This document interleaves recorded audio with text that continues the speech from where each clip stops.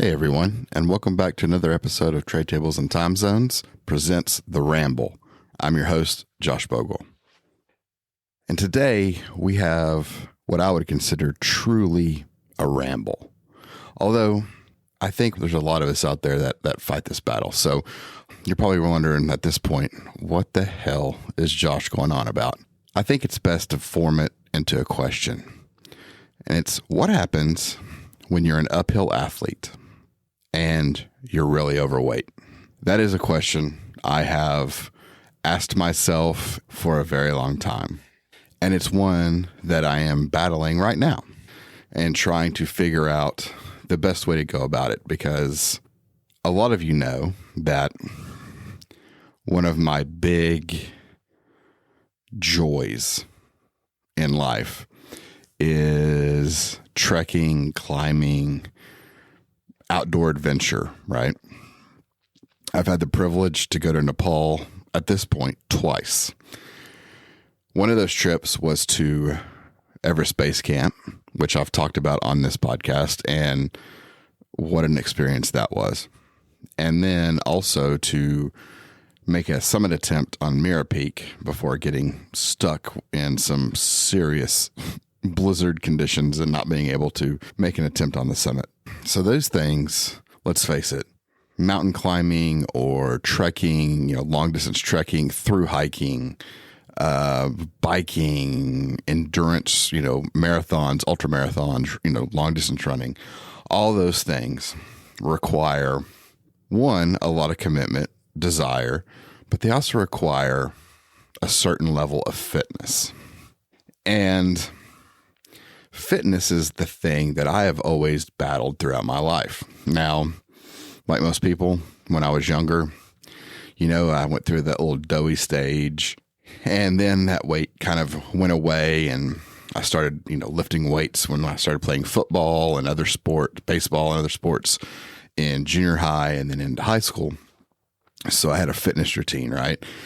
And I lived in very, very hot places. So there was a lot of sweat and a lot of running and lifting weights and those things, and youth to help keep my body in good shape. In college, still, was able to maintain a pretty good routine as far as staying, somewhat healthy or at least in shape and not putting on a bunch of weight. But it seemed after that point, right, like in law school and then on into life, it just became harder. So my weight has always kind of fluctuated up and down, especially when I kind of made the commitment to myself to go and do these big adventures, right? These big climbing adventures and trekking adventures. I had to get myself into shape. And so I went into it doing just that, right? I had a really good workout routine. I was eating well, and I had the help of a GLP-1. At that time, my insurance actually covered them, and I was able to do the injections, and it really did work.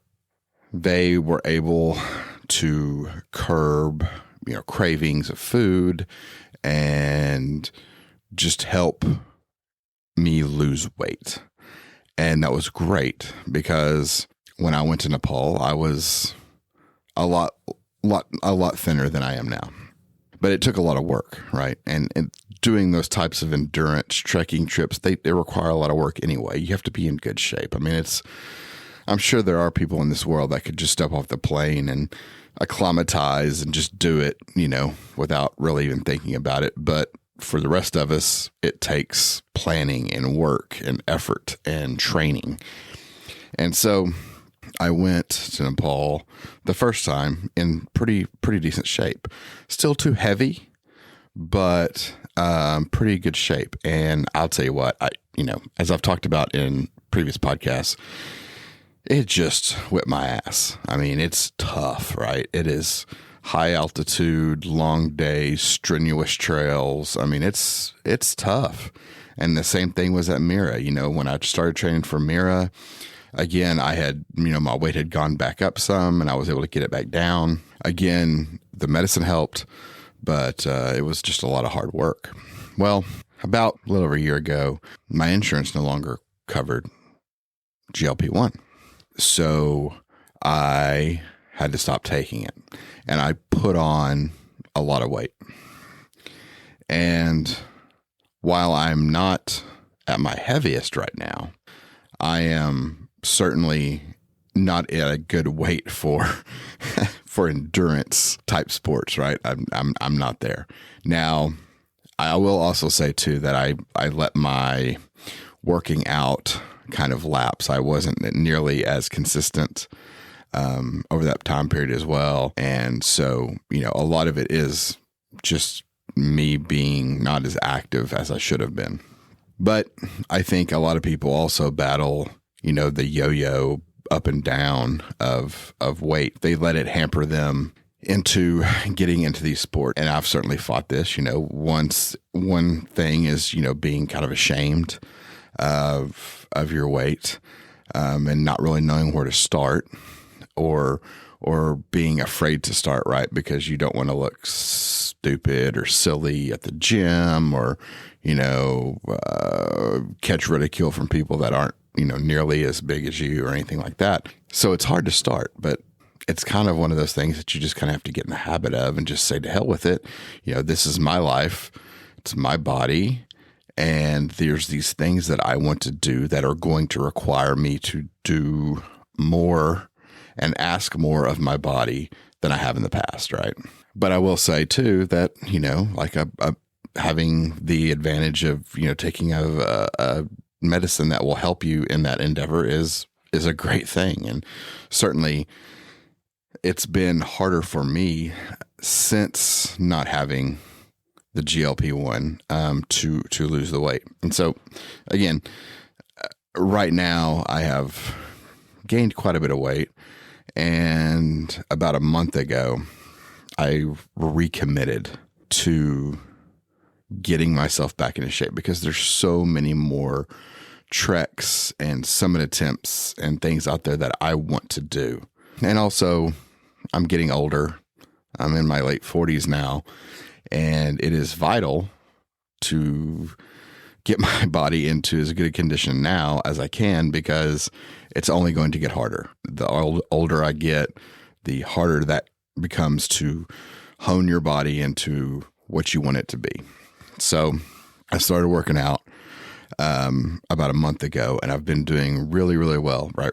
Really consistent, good work, strength training, endurance training, a lot of treadmill, a lot of stair climbers, starting to do all that work, because I do plan to go back to Nepal as my first trip back. But there's also, I would love to do the coast to coast in England, and the Tour de Mont Blanc, the Lagavega Trail in Iceland.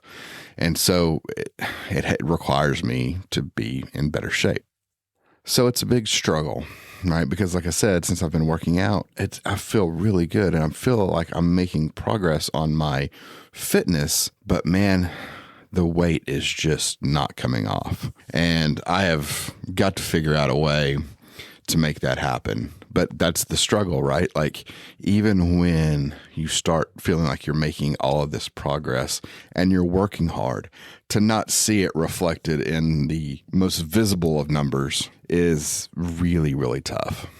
I know that the time will come when my weight starts going down and I finally get over that hump, and where it really starts to make a difference, and I'll be able to go back to Nepal. But it is incredibly frustrating to have this up and down, weight gain, weight loss, and fight this battle all the time. It will wear you out. It will frustrate you. It's just kind of another roadblock in what, at least getting at my age, is seemingly a number of roadblocks that pop up, from knee aches to foot aches to, just general age and everything. So I thought that a Ramble series would be really good to share my journey, and also, maybe spur some discussion within the uphill community. I mean, there's a lot of people out there that have an interest in trekking and hiking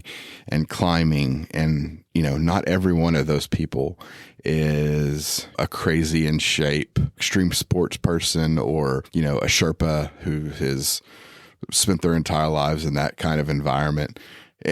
There's people out here like me that are just regular people that, don't have any specialized training, don't particularly have a ton of alpine history, of living around it or being around it since they're a kid, but that absolutely love that adventure, the nature, the thrill, the seeing these things that not a lot of people get to see, the draw of the mountain, right? Nepal, I swear it calls to me more than many other places I've ever been to. In fact, it might do it more so than anywhere else. And it's not particularly because it's not Japan or it's not Iceland or whatever. It's different, and it may not be my ideal vacation place, but it's my ideal adventure place, right? And so those mountains, man, they pull at you hard. I know I have a goal, and I know I have to do things to get to that goal. But that motivation and that drive and that frustration and all those emotions that come along with trying to get to that goal and get your body to work with you to that goal is the struggle, right? That's the struggle part. So I'm hoping that, this will drive conversation and it'll, maybe, as we go along, this will motivate people to say, damn it, I can do it. I can get myself into the shape that I can go to experience those things. And don't let the fact that you're, quote unquote overweight or out of shape or whatever be a deterrent to getting you up and to motivate you to drive toward those goals, right? And have those experiences. Basically, don't let weight become, the reason you don't do something. And then the second reason for putting out this podcast, little mini series, is that I think by putting it out there into the ether, right, it will also motivate me and it will hold me accountable because I've said it out in public, right? I've put it out into the world about being overweight and needing to get myself into shape so that I can do the things I want to do. So if I talk about it and others hear it, then that almost makes me more accountable, not only to the people that hear it, but to myself. And so I think that's a motivating factor for me as well. And so that was kind of the thoughts behind all of that was like, look, let's try to build a discussion about weight and being an uphill athlete and an endurance athlete and doing those things that you love to do and finding a way to be able to do them even when you struggle with being heavier or yo-yoing weight back and forth and trying to stay consistent. And so that you can go and do those things, quicker and easier than having to not only plan for just a particular trek, but also having to get your body to the point to be able to train for that trek. I hoped it would do that. And again, I hope it drives me. And so right now, I'm going to share this out loud. I am 325 pounds or so, which is big. It's not where I want to be. And it's hard for me to even say that out loud because usually, when I've gone to Nepal and trekked, it's been around the 255 to 275 range. And even then that seems too big, right? Like I would love to not have to carry that much weight on the mountain. So I would love to lose more than that. And also I have a big doctor's appointment coming up.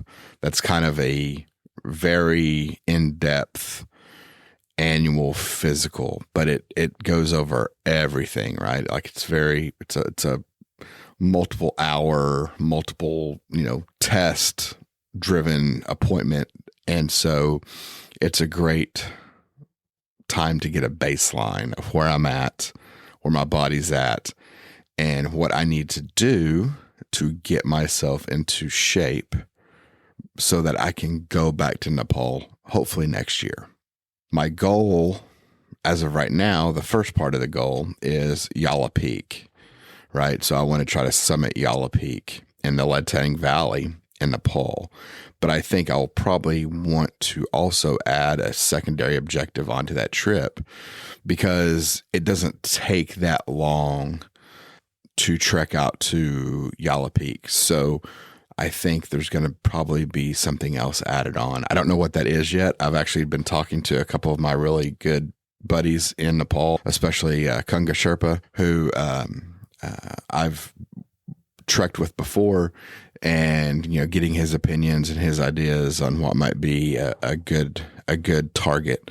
But that's kind of the plan, is to try to do it next year, and it would be either in the late winter, early spring, or in probably late fall.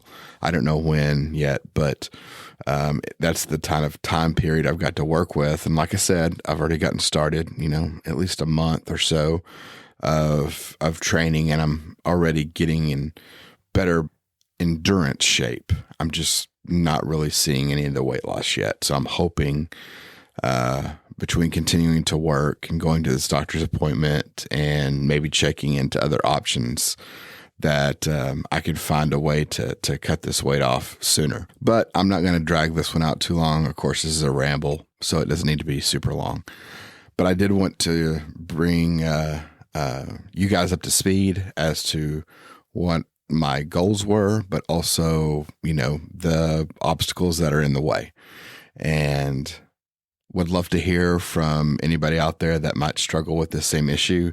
I'm sure I'm not the only one that has big dreams and big goals and doesn't want, weight or struggling with their body to get in the way. And so are always looking for,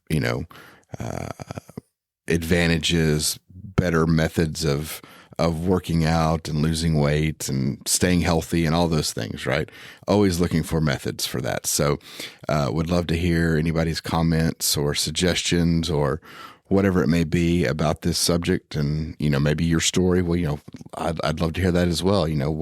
What you've had to face and what you've accomplished, through your efforts. So I will probably do several episodes of the Ramble on this as I go along, and I think it would be fun to share, some of the training methods I'm using, and also some of the preparation and things that I tend to do to get ready for high altitude adventures. And so I think this will be a great little series to keep track of. And I hope you join me on this weight loss journey, and hope it motivates you to do the same, to help get you ready for some type of an adventure. But with all that said, guys, again, like I said on the other podcast, it's great to be back. I've really enjoyed getting back behind the mic and talking, into the ether, and hoping, somebody listens and enjoys and gets something from it. But if not, then, I certainly get a lot from this. So I really enjoy doing it and look forward to sharing a bunch more with you all. But as for now, that's going to be it for this episode of The Ramble. Be on the lookout for more regular podcast episodes and also more Ramble episodes. All right. Thanks, everybody. Bye.